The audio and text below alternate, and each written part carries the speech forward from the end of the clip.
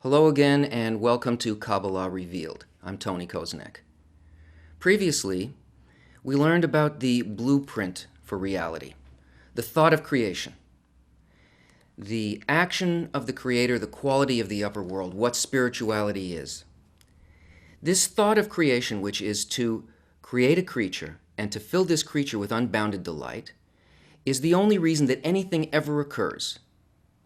And everything that appears in our life is as a result of this. It's either it comes from it and it's on its way to the fulfillment of it, whether we can perceive that quality or not. And this is the problem that we have. Because we think in the deepest question that we have about our life and our inability to feel where we are and where we're going comes from the fact that we must ask if the Creator is completely good and only does good, then why is it that we see evil? Why are there bad events? In order to investigate this question, the Kabbalists set for us a boundary on how we should investigate in order to get a real answer and not get confused. Baal Salam tells us that there's a rule in Kabbalah, and that is what cannot be attained cannot be named. What does that mean? The goal that we want to reach is a direct sensation of the Creator, not an idea, not some kind of an intellectualization, because there's no real answer in an intellectualization. You can't feel confident about an idea. You must be able to feel it within you in the same way that you feel where your feet stand or as you look at something that's before you. It must be tangible. Only there is a real change in perception, not in ideas or abstractions. Man cannot really understand the events in his life because man rejects half of all reality. Half of everything that occurs that is considered by him to be bad, man rejects. And that's because of an inner programming that we have, which is the will to receive. That will to receive functions as a guidance system. That is, we're completely controlled by it. And all that it's doing is it's either attracting us to something that we find delightful, that we find pleasure, and that we consider to be good, or we are running away from something that does not give us pleasure, that gives us emptiness. So we flee from that. We are constantly looking only for those things that are considered to be good. So our perception of what the purpose of both of these events is faulty, because our attention is never on the whole of the picture. It's always only on a small part of the picture, because we're looking at it from within the level of the problem itself. And this is a huge problem for us, because all perception, as we can see just in simple nature, comes only as a result of contrast. We only know cold by its opposite, heat. We only know up when we relate it to down. If we look just at the quality of heat in itself, if there was nothing opposite it, if it had no opposite quality, it would be in essence, we wouldn't be able to feel anything in it. If there was no movement, no way to measure anything, what could we know about heat? There would be nothing there. There would simply be no sensation. So this comparison between what we consider to be good and why we consider it to be good, and what we experience as bad and why we consider it to be bad, this is the thing that needs to be measured. We need to have something that is not a sliding scale. And it may not seem so to us because we're blinded by this inability to incorporate the greater scope of reality. But all of our evaluation of good and evil from within the will to receive is completely subjective. It's a totally sliding scale. That is, we can say that certain events that we see are considered to be evil, but if you really look at it profoundly, if you look at what your true responses are, and here this is what is meant by only what can be attained can be named. You have to look at the actual experience. Take, for example, the tsunami disaster. There were 400,000 people killed in that disaster. And everybody, if you poll them, will say, this is horrible. The loss of life was terrible. The suffering of others was terrible. It's almost unimaginable, the scope of this, biblical scope of destruction, evil.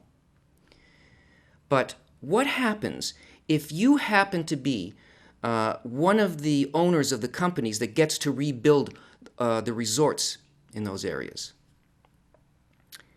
It's the best thing that has happened to you in 5 years. So, what did you really experience? Can you say according to your idea that, I should feel this way about it, and therefore the idea of what's good is this, and the idea of what's bad is this? No, you must go by what you actually feel. If you measure something else, you're measuring something imaginary. Now, sometimes we can see this fact that something that we would first take as a bad experience we can understand as a good experience when we look at the levels of life below us. If we look at something like a forest fire and we see a tremendous amount of damage done, we can look at that situation and we can say, well, it was bad for the trees, but in the larger scope of things, what's going to happen is there was a purpose to this. There's going to be a thicker growth. We're going to have, maybe there'll be a more diverse forest, a thicker forest. And the things that were preventing its successful growth are now changed. And the only reason that we can see a disaster as a good thing is because we look at it as a process. We see the larger arc of development on the levels of life below us. Below us, there are levels of still or inanimate. There's the vegetative level. There is the animal level. And there is the human level that we live on. Unfortunately, this level is just a complex animal. And in order to be able to see what is happening to us and the programming and the instinctive level and the larger scope of what's happening to us in our lives, not to see just a single cross-section where we don't understand the plan or the vector, the way in which things are progressing towards the goal. When we look at this on the human level, we can't understand. We can't pull ourselves up by our own hair to some higher level. We have to be able to view it on a higher level, which the Kabbalists call the speaking level. Speaking level of man is where he begins to be part of the upper system and view the whole system of guidance provided by the Creator. That one force that moves us through two prongs of through the will to receive, that attracts us towards something good and repels us from something bad. If we can see it from this level above, we stop seeing the events in our lives as isolated chunks and try to name them at a place in time and space where we really have no perception of the reason for anything. So what do we do to be able to get ourselves into this higher state? How do we see from this higher point of view? Well, we can't do it ourselves. We can only do it with the aid of what is already there. We have to be able to sense what's there, and then we can become like it. Now, remember that the force of evolution is just the development of desires. And this system of upper light has arranged that we would be moved along through these desires until we came to desire precisely the right thing. But because we are involved in our development in an unconscious way, that is, not by our will are we brought into this, and not by our will do we proceed in this, until we come to the point where the awakening occurs in a person. The awakening is arranged by these events that we call good and bad. In other words, our desires continue to be developed and change so that our question becomes greater. And each of these, what we consider to be blows, make us ask the question on a deeper and deeper level. What is the real cause of suffering? Why am I suffering? And how can I stop suffering? And this force of development moves us along unconsciously until we will not settle for anything else but the answer to this question. Because the answer to the question can only come from the higher level that guides the system that makes us feel as if there are good and bad events.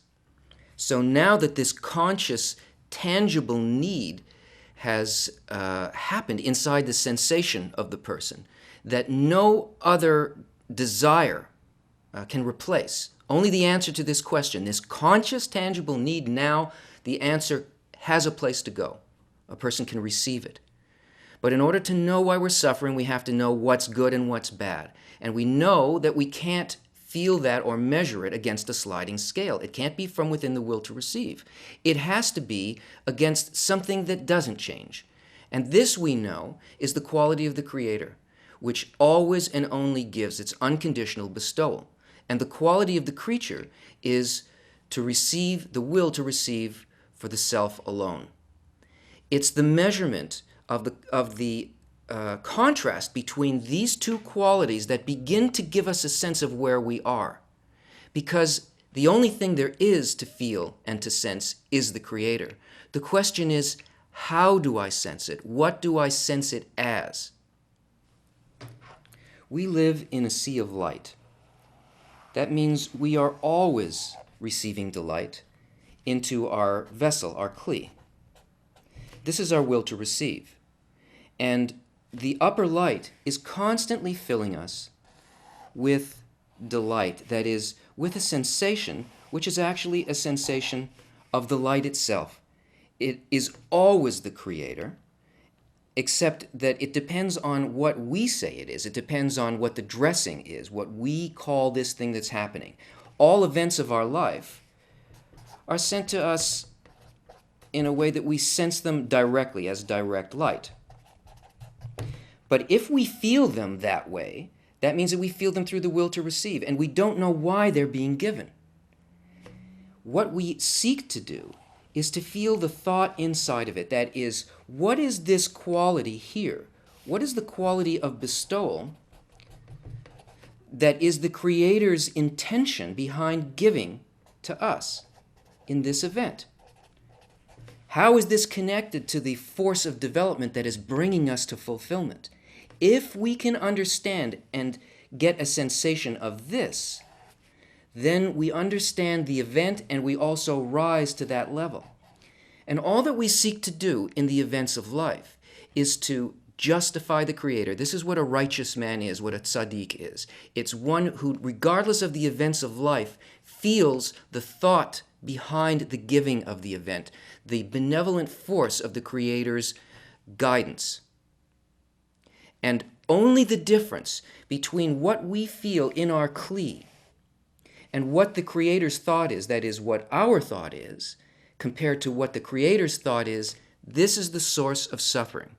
This contrast between my nature, my intention on reception of the light, and the Creator's intention on the bestowing of the light, this discrepancy causes me discomfort, suffering, and so on. This quality of bestowal, the quality of giving of the upper light, is the general law of the universe, and everything in the universe follows from that. All laws, inner and outer laws of nature, all follow from that. And it's incumbent on all life to find a balance, a homeostasis between what is outside and what's inside. So the degree to which we don't keep this law of life, that is, become like it, our world and all aspects of it suffer. Not just the man, but his surroundings, his world, his country, his family, all of reality. One of the ways of attracting the upper light that will allow us to raise to a level where we can begin to understand and sense the Creator is by the study of Kabbalistic texts. The only reason to study a Kabbalistic text is to attract the light that reforms, not for any intellectual knowledge, but for a transformation that happens within. As we begin to read this text, bring your question, the thing that you most need to know. Remember it and bring it into the reading. It doesn't matter what you understand intellectually. It only matters what you need and what you feel. This article is called There's None Else Beside Him, and it was spoken by Bala Salam, and it was recorded by his son Rabash. It is written that there is none else beside him, meaning that there's no other power in the world with the ability to do anything against him, and what man sees, namely that there are things in the world which deny the household of above, is because he wills it so. In other words, it is purposely built that we see a system that we feel that there are good and bad events. And we feel that there is an opposing force to our good, that there's something that prevents us from feeling good. And the reason that this occurs is because the upper force itself wants this to happen. There's a purpose. It wills it so because there is no other force that can actually make this occur. And it is deemed a correction called the left rejects and the right adducts, meaning that that which the left rejects is considered correction.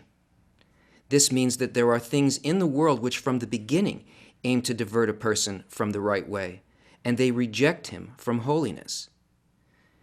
He's saying here that this experience of not being able to sense the Creator directly, of this feeling of this force pushing us away, this is called the correction. This is a force by which something occurs that allows us to transform. It's part of this system of guidance.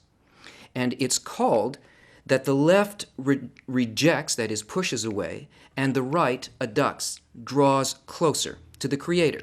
We're speaking here about a person who wishes to feel the Creator, not just the normal events of life, even though they're structured the same way because all of the levels of nature work by exactly the same principle. But this means that there are things in the world which from the beginning aim to divert a person from the right way, and they reject him from holiness. That means when a person desires to feel a sensation of the Creator, to know the laws that govern their life, to taste holiness, which is kedusha, which means to be separated, to be apart. That quality of kedusha is the quality of the will to bestow. It is completely separated from this world. It is completely above it. So there are things that are purposely in the system that cause a person not to be able to sense this holiness.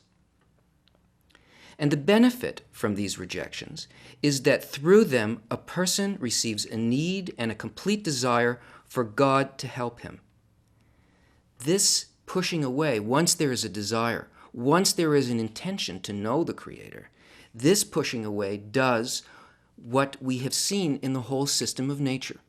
It causes a need. It means that there is a specific need that is being built, not a need for this or that thing, for cars, for wealth, for food, for sex, for knowledge, for power. No, it's building a particular need. The benefit from these rejections is that through them a person receives a need and a complete desire for God to help him. The desire that's being built is the desire directly for God, directly to God. Yasher Kel. The desire directly for what is above.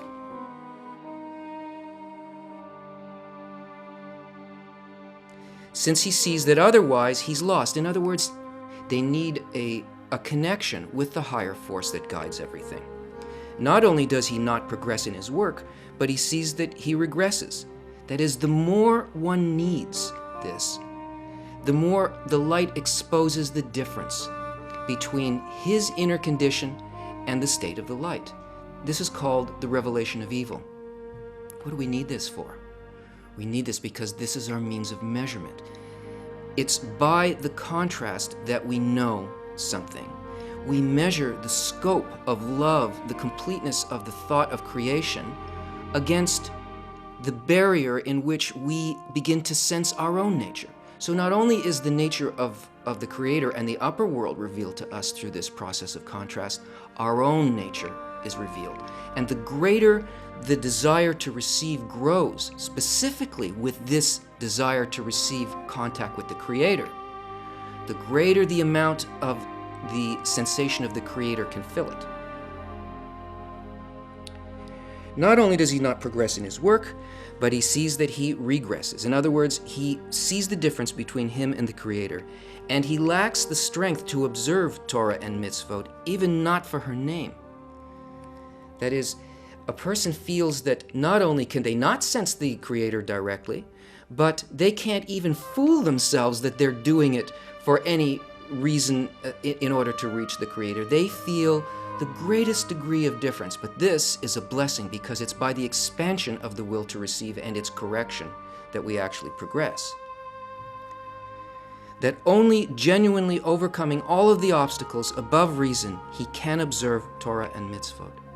That is, not by his strength, not by his knowledge, not by any kind of ideas or theories, but only by the tangible reception of the light, which has got to be above his reason. This connection is above the will to receive and all the thoughts connected in how to get those things that we want. This force that we experience as good and bad events are the left and the right hand of the Creator that guide us by means of ups and downs through the normal events of our lives. If properly understood, once we have this desire to go directly to God, no matter what it is that occurs in our life, with this desire, then this one particular need grows until it can eventually encompass and swallow the entire imaginary world and bring us into a complete contact with reality. This is just a taste of the beauty of these articles. We will continue our discovery of what exists within these articles and within Kabbalah. Join us again